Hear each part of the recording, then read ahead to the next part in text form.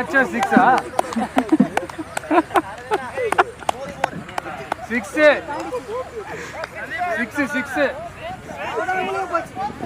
நீ அடிச்சியப்பா 6 இல்ல இதேதான் அடிச்ச நீ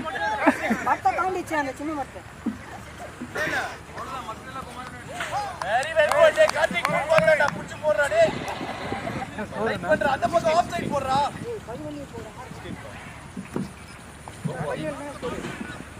6 போடுற 18 அட வெல் போடுறா 6